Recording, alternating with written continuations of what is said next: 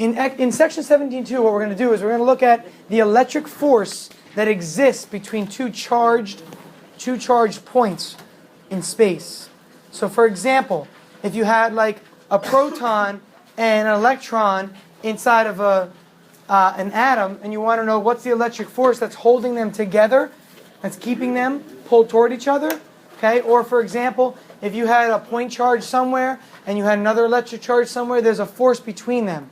Okay, that's what we're going to look at today. Now, you're going to notice that this is analogous to the gravitational force. And you're going to see that with the formula right away. Okay, and we're going to compare the two and come up with a conclusion and make a statement about the relative strength of the gravitational force compared to the electric force. Okay, that's what we're really going to look at. Now, Coulomb's law is what we're going to actually use to do this. If you remember yesterday, that unit of charge was in coulombs, the capital C. Same name, okay? Coulomb's law. Tomorrow's review, man. Tomorrow's review. Maybe at the end if we have time. Yeah. Coulomb's law says the electric force is equal to, now Kc is called Coulomb's constant. Let me make this a little bit bigger in the back. Can you guys see it? I always You okay over there? It's not me. No, it's not. It's probably not. It's fine. So the electric force, what are the units of force? Okay, newtons, is equal to the Coulomb constant. Coulomb is a measurement of charge. Okay, measurement of charge. Now, Coulomb's constant I'll define now. Coulomb's constant is the following. Oh wait, those arrows are actually specific. Okay, Coulomb's constant is 9 times 10 to the 9 units of, and I'll explain the units, they'll make sense. Newton meters squared over Coulomb squared. Yeah, it's a C squared. Newton meters squared over C squared, which is Coulomb squared. The number is 9 times 10 to the 9. What is like on the side note, what's like the practical usage For something like this? No, like when would we be used like in real life? How would you do it? Like if you're like an electrician or something? Yeah, so this is it's used in other applications when you're calculating like electric fields that are present, like say in motors and cars. If you're looking at like if you're looking at anything that is spinning, a lot of things that are spinning with magnets on them, you have, what's the term for it? Trying to think of the word. There's a term and I can't remember it. But if you have different poles on different ends and you have something spinning, it creates an electric field around it. Even a wire that's running a current through it has an electric field around it. And to calculate electric fields, you need to know the electric force. So we're kind of starting with this today. And we're going to go through how to get the electric force in newtons. And then with 17.3, after our next test, we're going to talk about how electric fields are produced. And we're going to use this in there. Okay, so it's kind of like a stepping stone to do that. So Kc is Coulomb's constant. Now, Q1 and Q2. Q1 and Q2 are the charges. The charges on the particles. Charges on the particles. Just like, remember how it was M1, M2 for the gravitational force formula? This is Q1, Q2. Doesn't matter which one is which. All that matters is that you write down that they're the charges on the particles. There's got to be... Remember, guys, force exists between two objects gravitationally if they both have mass, right? Which they have to have mass. If there's an electric force between two objects, they have to both be charged. Because if there's not, think about it, right? Say this one has a positive charge and this has a negative charge. What do? Come together. Yes. If they're both... I said that first. If they're both... Max did call that first. If they're both positive, or if they're both... Whatever, guys. Or if they're both negative, what do? They come together. No, they don't. They push apart. Now, what if one is positive and the other one has no charge? Is anything going to happen? Nothing happens. So nothing's going to happen if there's no charge here and there's a charge here. So there's no force if they don't both have charges. So yes, they have to have two particles and they have to both have charges. There can be more than two particles, and we'll do an example of that today. Or what if there's three particles? Then what happens? How does it work then? Okay, so these are the charges. Okay, charges on particles. So it's exactly the same thing. So what do you do, like plus and minus? Yes, Jeff, you noticed that already. And they could be positive or negative. They could both be negative, they could both be positive, they could be one of each. Okay, now, the units on these are coulombs. Or they could be positive and negative. One of each. Yeah, that's when they attract, right? The units are coulombs here. The units are coulombs. Yes.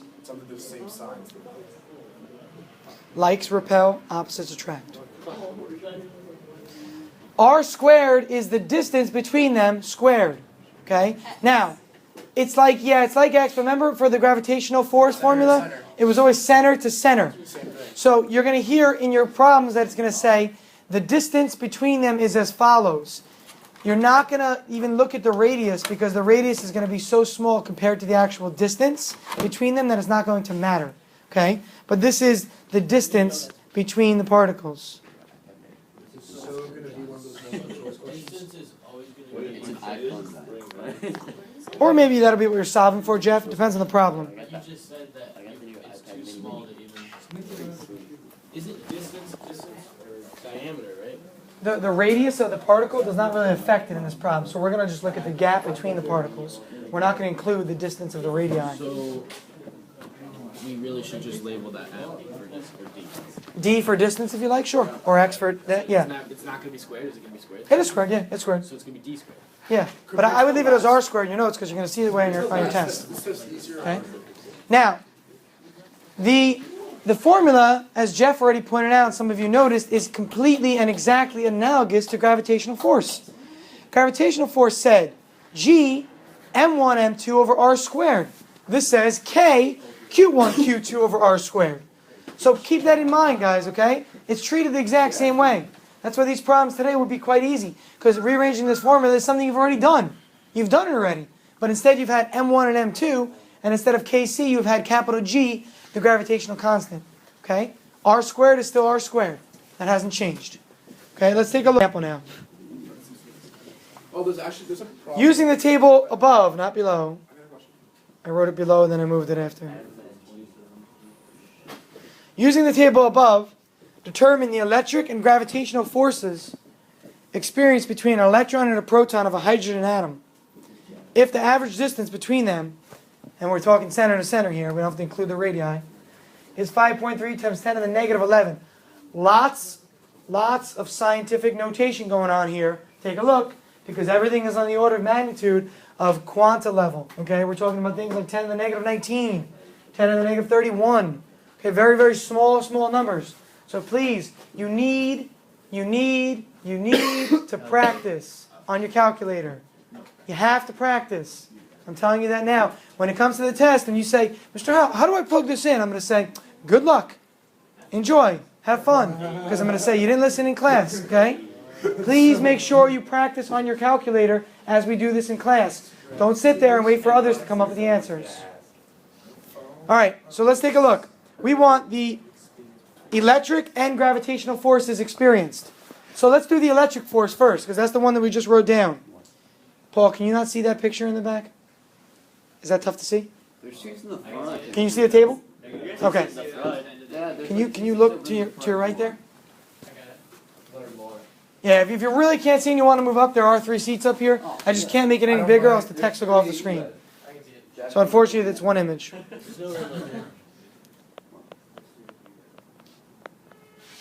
Are you always going to get the difference? I mean, the distance between them? Yeah, you're not, for these kinds of problems, you're not going to have to worry about the radius of the particle anymore. You're going to get the distance between the center to center, and that's what this is. There's a question in the problem set that asked you to know what the n values is. One letter at the top. You'll be given a table if you need to know the n values. The one you should know is air. Air is 1. There's a question where you have to actually ask you what the n values. But it says refer to table 15-1 in the parentheses, so you should probably do that. Oh, okay. That was a little sassy. See, Molly, you're sassy. See, Molly? He's such a sassy pants. To help, not appreciated. SAS is not Tuesday. Especially on Tuesdays. Oh, But I couldn't find a crown. especially on Tuesdays. These are all crown glasses. I come in here to pause. It's not on the table, Jeff? Best ads you Crown can have. flint glasses, but crown glasses. I'll have to take a look. There's two different glasses. I'm finishing up the prom set myself today during fourth period, There's another so question that said once I do, I'll have Can I to see take a when look. you're done? One question Sure. said glasses. Yeah, let me I didn't know whether get to it use on. flint glass or crown glass. So I You think can text I me the just used pictures. crown glass. Okay, I'll take a look and see. I'm not sure. I haven't. I actually did just chapter 14 yesterday on the subway on the way home. I got to do the others. Everything's appropriate when it comes to entourage. All right, so the K value is there. Now watch. Look at those crazy units. Newton meter squared over Coulomb squared. The meter squared is going to cancel with the denominator. Okay, with the denominator. Are we gonna be given the KC value? Yep, it's a constant. Please, guys, please tonight go to documents and handouts and look at the updated cumulative formula sheet. You'll see these new formulas on there. You'll see the constant on there. Everything's on there. It was my idea to put that on Google, so. Was it your idea? Yeah, it was. You're the best at that, though. Somebody want to give him another high five? I think he needs another one. Give him another one, How Jeff. did we get Oh. to Oh, Fernando. Now, the charges, Yeah, it's not your phone. the charge of an electron is negative 1.6 times 10 to the negative 19 coulombs. The charge of a proton is the same, but instead of negative, it is Positive. positive. Oh, man, you're so funny, buddy. Okay? Why was so sassy? So, for this kind of a problem now, Just sass master. what are you going to notice? The force is going to become what? Not number, but give me a general term. The force will be 19.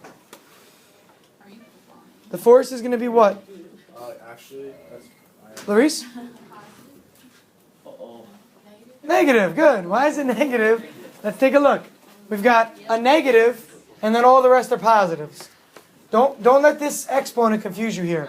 The exponent, remember, is just scientific notation, meaning move the decimal 19 spots that way, which you're not going to really do, obviously. Okay? Now, you're going to get a negative answer for FE. It just means that they're attracting each other. Your textbook, listen people, your textbook has a tendency to not include the negative sign. And they write the final answer and they write attractive force afterward. Are you clear with what I'm saying here? Again, this is a electron and a proton. What do electrons and protons do to each other? They come together. They attract. So the book gives a positive answer for FE a lot. And it'll say attracting in parentheses. I just give a negative answer. Do you see what I'm saying? There's no difference there, but just keep that in mind, please. Now, you need to practice in your calculator right now. So if you were to type it in your calculator, here's what you would type. I got you. I don't want my calculator. Wish I knew what my calculator was. Yeah, I love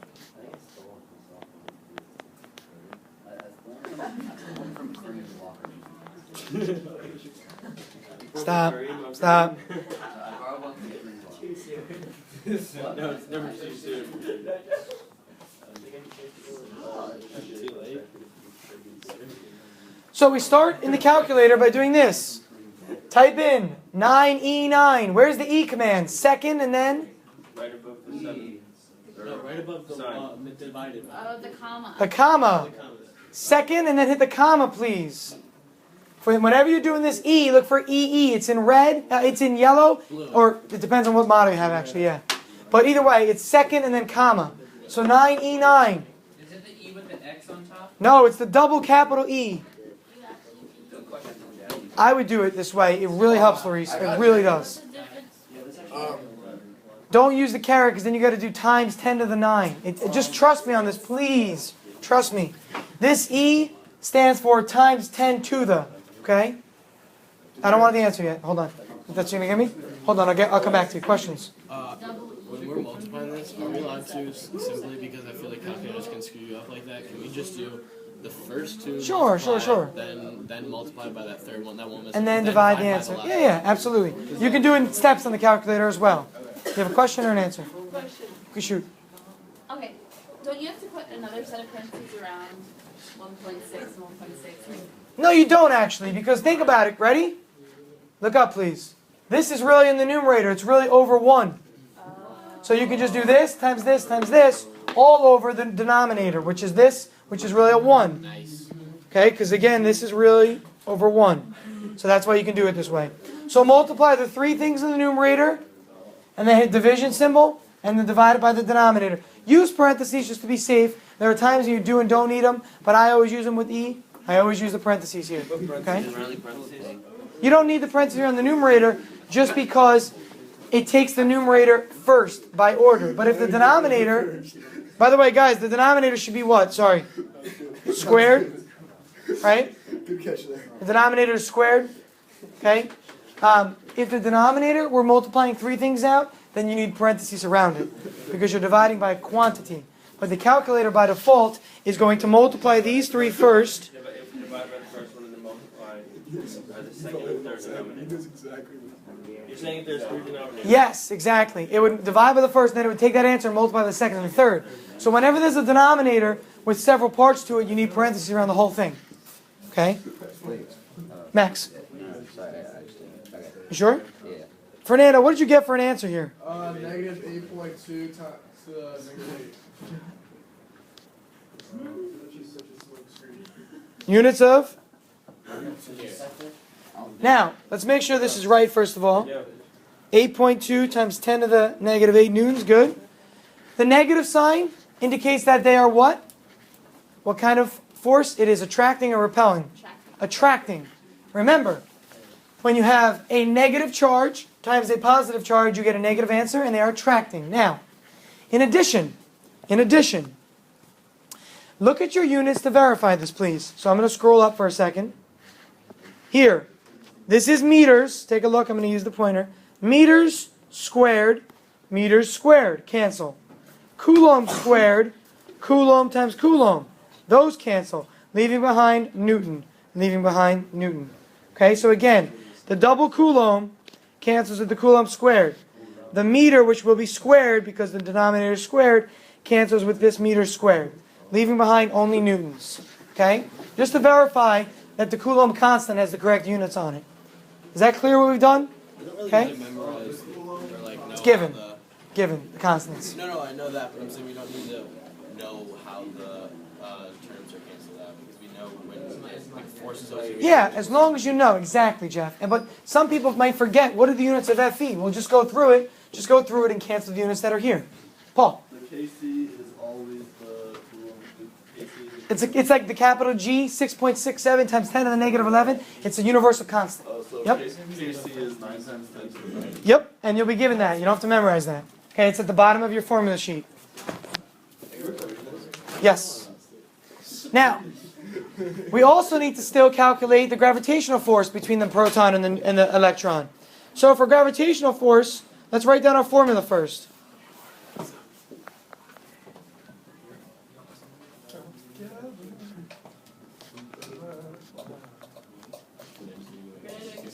Okay, G m1 m2 over r squared. Again, noticing the fact that this is analogous to the electric force formula. But what are the mass of the proton and the electron? Let's go back up to our table. The mass of an electron is given in the top right up here. 9.1 times 10 to the negative 31. The mass of the proton is given here. 1.6 or 1.7 if we rounded times 10 to the negative 27. So we're going to use these two quantities now as m1, m2 instead of the charges which we used last time. We're going to also use capital G instead of the Coulomb constant K. And the R value will be the same though. Okay, the distance from center to center has not changed. Will it ever ask us to find like the gravitational, or like the both, like the force, gravitational force, or force of like energy between 3? Between 3?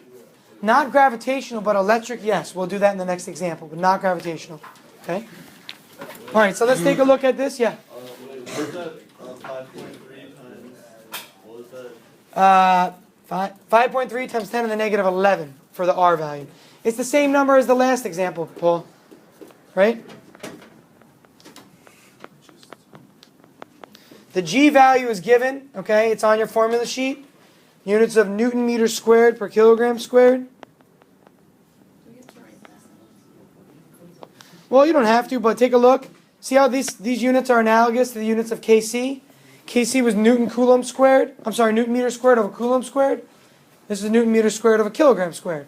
Because the only thing that's changed is that we have M1, M2 instead of Q1, Q2. So instead of Coulomb times Coulomb, now I have kilogram times kilogram. Jack. Sorry, how did that change when you added the, how did M1 and M2 change to M times N? N times N? That's just the units of 6 of G. What? It's the units of G. That's units. Those are units. We didn't write them yet. I thought you just changed that. No, I didn't write them yet. 9.1 times 10 to the negative 1, negative 31 for the electron.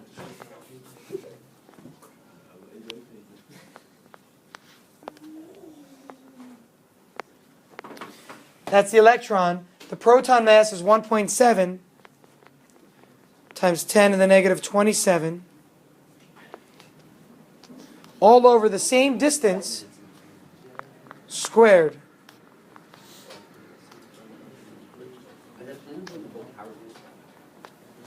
Okay?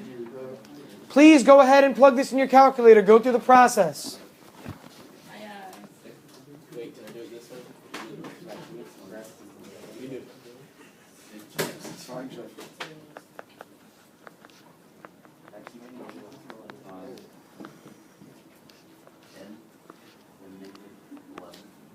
So I use E. Are we taking the test on day 3? This is so cool. We always do. It's always the same day. 9.1. I always have a first grade feeling. Yeah, it's awesome. I don't have any. I did that on purpose, obviously. Thank you. Well, thank you, because I don't have any freeze that day. I didn't really do that on purpose. Oh, wait, are you serious? No, I don't know what your schedule is, Jeff. Why would you do that on purpose? I don't know. It's like 3 kids have a grade. It's like me. I honestly, I do it because you have back-to-back physics that day.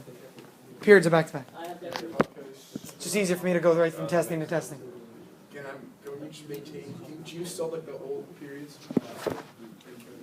Let's still see French time. What? Fernando, I don't understand anything you're Last saying. time I signed up for French time, like that 7th period. Mhm. Just set up for now. Yeah, you still need to sign up. I know. Just so I have written down. What do you get for FG here? Units of newtons. Mosh. Shh. Positive. No. 27. 47. 47. Good. Oh, I didn't get that. 47, not You still 27. have to square that, right? That's 5.3. That's 0. Yeah. Yeah, math. Thanks, Molly. Ding. Oh, I didn't square the bottom one, that's why. I didn't. You got 0? Who said you got 0? Yeah, Max is very good at that. No, you might have gotten 0 because your calculator settings might think this number, because look how small this number is. Guys, think about how small this is.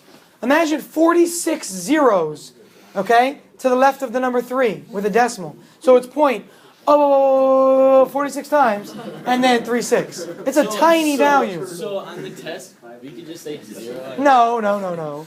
But the idea is this. Here's what I want you to notice. Paul, remind me, what was the electric force we got for an answer? What was the electric force that we got as an answer for the first part? Negative 8.2 for the. Paul? Oh, it was the thing with the 9 over. What did we get? What was the number, Paul? Oh, it was. No, it wasn't the 3.6. It was, 8.2, right? Negative 8.2? yeah. Times 10 to the what? Mine says Wasn't it 10 to the Mine calculation is there. 31? Negative 8. Negative 8. Write it down, please. Write it down, okay? All right. So let's look at the magnitudes of these. Look at the differences. Ready? And this is our conclusion we're going to make. The gravitational force between an electron and a proton is significantly smaller than the electric force between a proton and electron. This is like, ready? This here is like this. 1, 2, 3, 4, 5, 6, 7, 8, 2. That's how many newtons it is. Which looks really small, but think about it. It's a proton and electron, which are extremely small, so this is actually a relatively large force compared to their size. The gravitational force is 46 zeros before you get into the 3.6. I think you should draw that. Okay? I ain't drawing that out anytime soon. I No. need to visualize. I'm a visual learner. Okay, so draw it on your paper, Mom. Very funny. But 46 zeros, okay? So if you look at the relative magnitude, the electric force the electric force experienced is much greater than the gravitational force. So the electric force is what really is holding that atom together, not the gravitational force.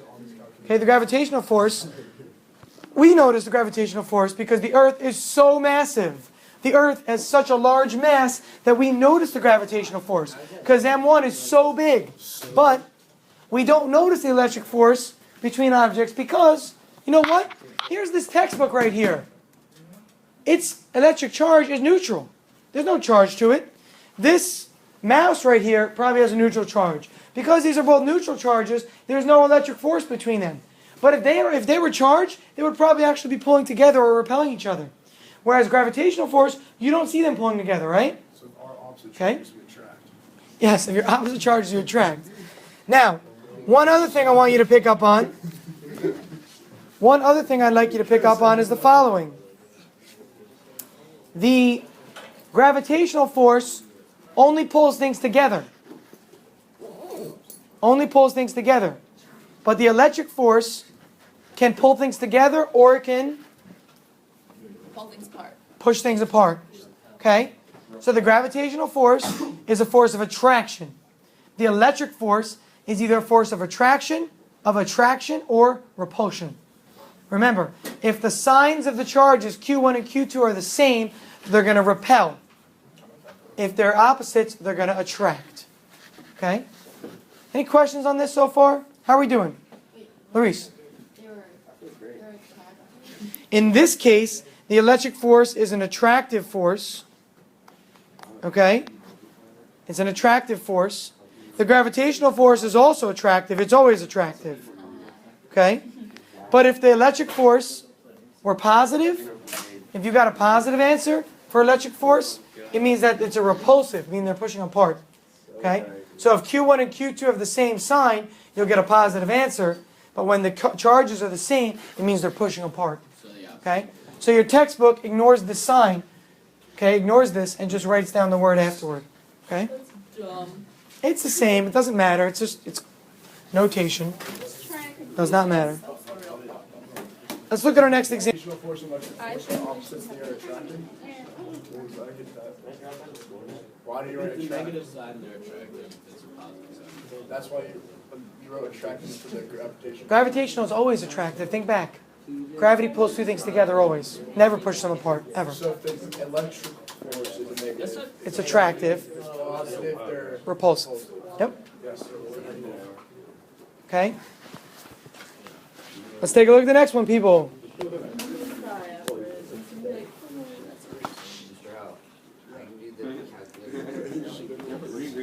You can do what? Yeah, it does. Ah, very cool. What happens then? It's called like my script calculator. It's free. Nice. Very cool. I had bagel bites last night, and I put the cup of water in with it, and it did nothing. What did you put it in? The microwave still? Yeah.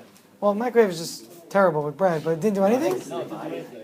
Really? It was the same. It was the same as it always is. It was terrible. Well, it's not really meant for bagel bites. It's meant for like the center of the pizza that doesn't actually heat up.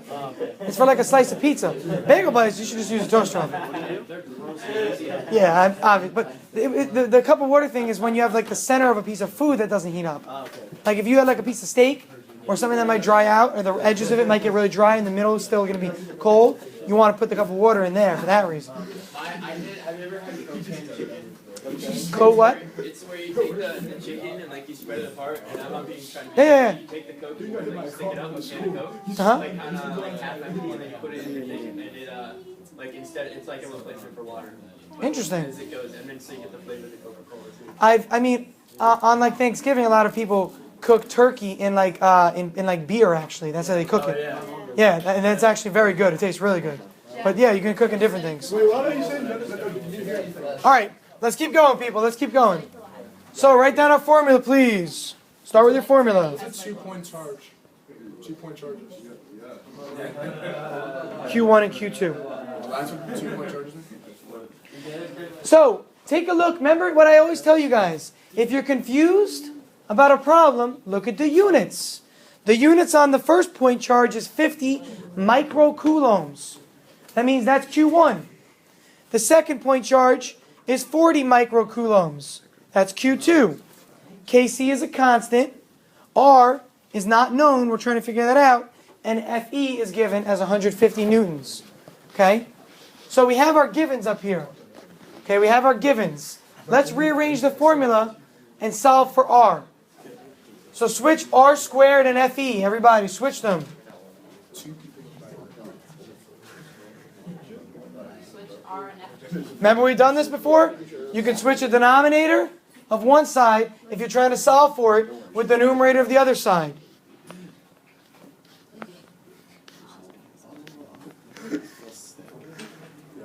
That's what you should do. Okay? Now, you want to get R by itself. How do you get rid of a square? Square root it. I'm actually going quite slow, Fernando. You need to keep up a little bit there.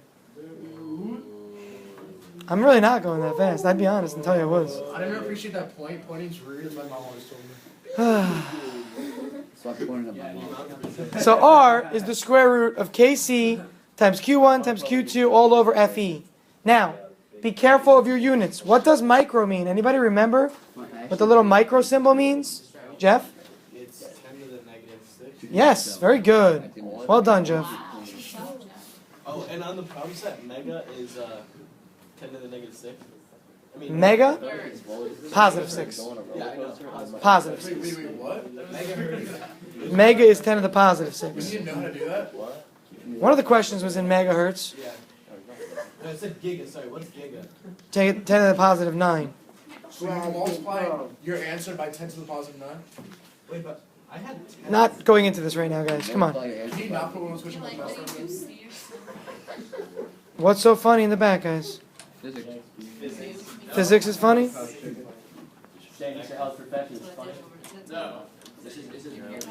What an insult. So Q1 is going to be 50 times 10 to the negative 6 coulombs. Remember that little micro symbol, side note, micro coulomb is 10 to the negative 6 coulombs really. Okay? Those are our prefixes that we learned about in the beginning of the year. How did the UC equals 10 to the negative 6? Yeah, mu, the symbol, Yeah. is micro, which is a prefix of 10 to the negative 6. Okay? Do we need to know all these Like a microscope. Do we need to know all Micro I'll probably give you on the test. But you should know things like, these giga and megahertz? you should know kilo for sure, like kilometer and stuff. 10 to the third.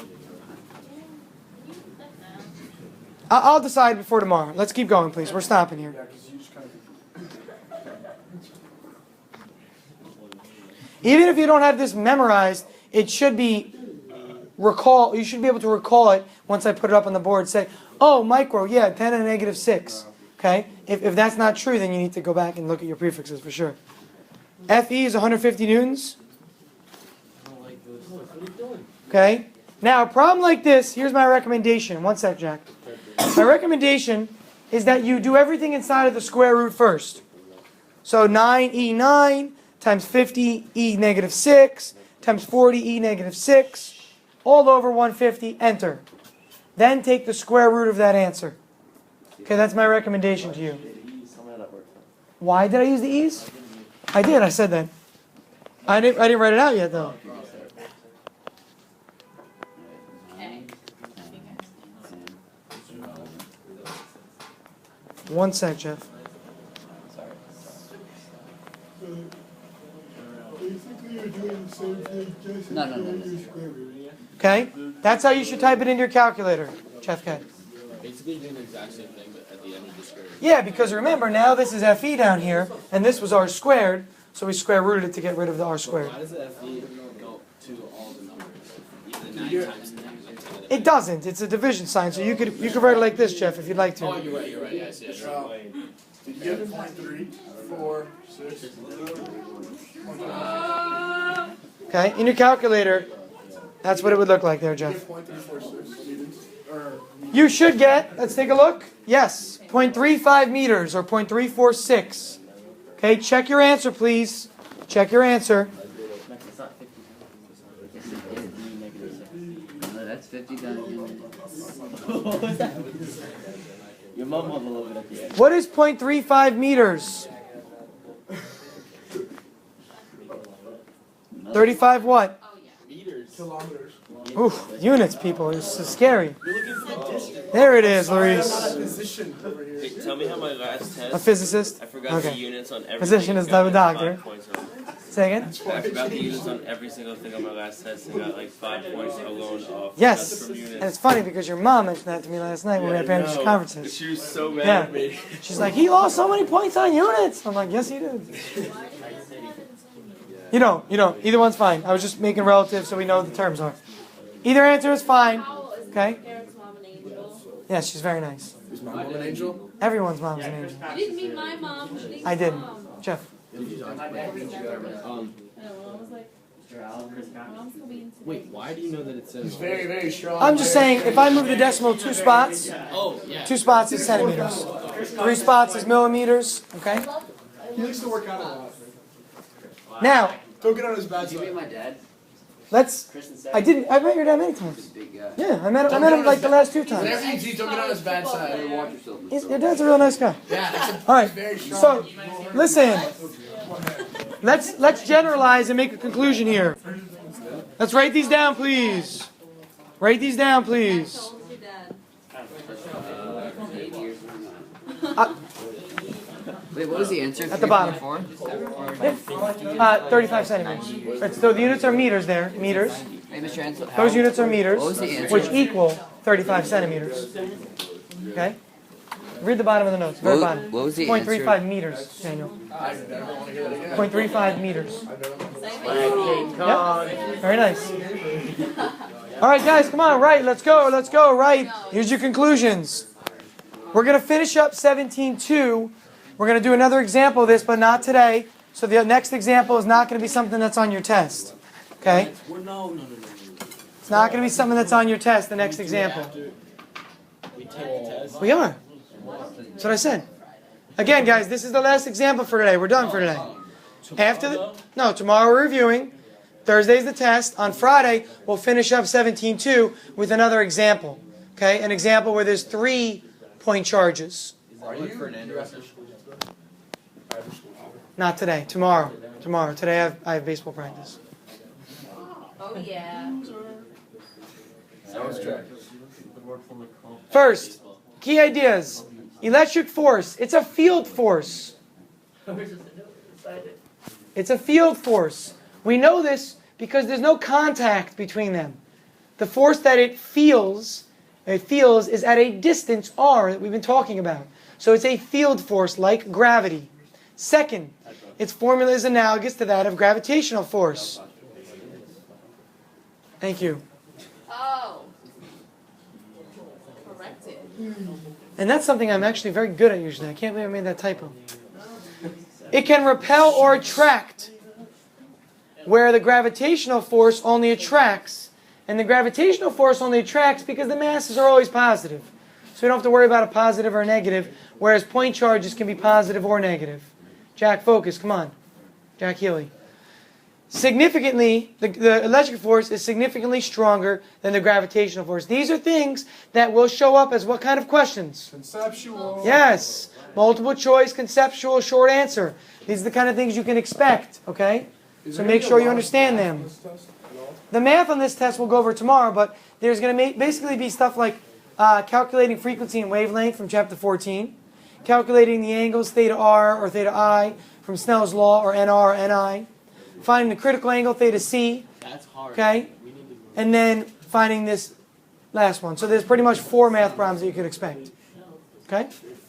There's one conceptual question on the problems of this. So maybe you should ask me. Mr. Howell. Any questions on this for today? Hold on one sec, Molly. Listen carefully.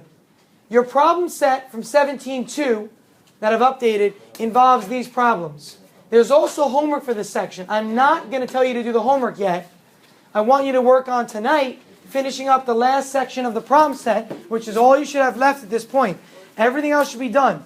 But do 17.2 from the problem set to practice this. The lab, I hope, would be done by now, but yes, in the lab. But again, 17.2 from the problem set to re-emphasize what we've done here.